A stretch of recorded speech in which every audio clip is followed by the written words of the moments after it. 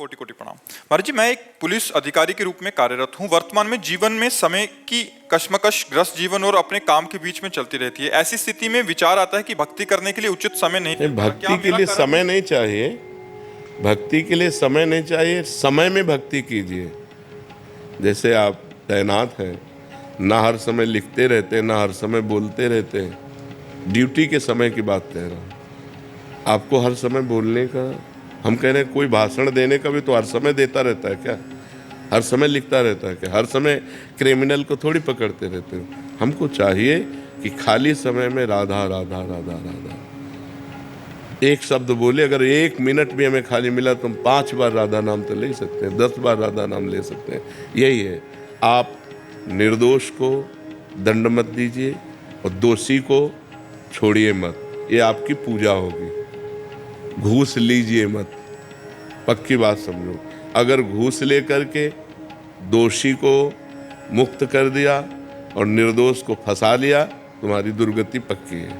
तुम्हारी का मतलब कोई भी पदाधिकारी किसी भी डिपार्टमेंट का, यदि वो अपने अधिकार में धोखा करता है, अपने, अब जैसे डॉक्टर है, अब उसने पैसा तो ले लिया और अपनी पूरी योग्यता मरीज पर नहीं दिखाई तो ठीक नहीं है। प्रमाद स्थिति ठीक है। वकील है, पैसा तो ले लिया, दोषी का पक्ष लेकर निर्दोष को फंसा दिया और दोषी को मुक्त। ये जो अपराध है, अगर ये अपराध ना किए जाएं तो अपना अपना कर्तव्य ही पूजा है और नाम जप करते रहिए, कोई परेशानी नहीं।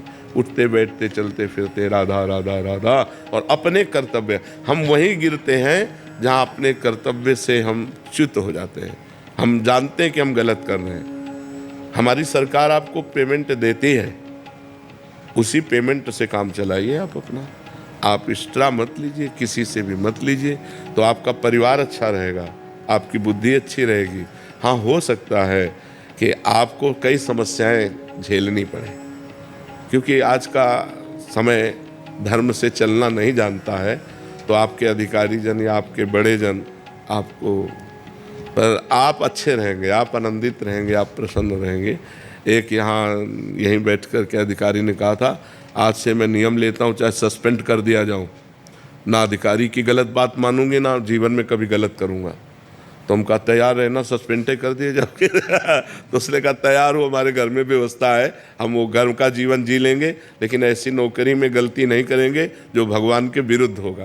तो बात सही है, यदि आप सही चलने की कोशिश करोगे तो हो सकता है आपके विरोधी खड़े हो जाएं, पर भगवान आपका सहयोग करेंगे। भक्ति का स्वरूप है अपने कर्तव्य कर्म को ठीक से करते हुए नाम जप करना। वो चाहे किसानी हो, चाहे व्यापार हो, चाहे कोई पद हो या कोई भी हो, वो अपना कर्तव्य कर्म ठीक से करे और नाम जप करे। तो अलग से अगरबत्ती ना भी लगाए तो उसकी पूजा हो रही।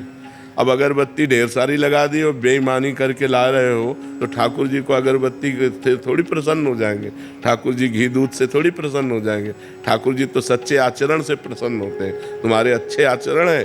अब एक आदमी निर्दोष है, उसको बहुत पीटा गया और दंड दिया गया और सजा दे दी गई। अब वो जो रो रहा है, उसके आंसू तुम्हें भारी पड़ेंगे। उसके आंसू जो है वो तुम्हारे परिवार वालों को, तुम्हारे को, वो ऐसे फंसाएंगे, ऐसे क्लेश देंगे कि जीवन भर रोना पड़ेगा। इसलिए दुखिया को न सताइए, दुखिया देगा रोए, और जब दुखिया के मुखिया सुने तब तेरी गति का हो। इसलिए बहुत धर्म से चले।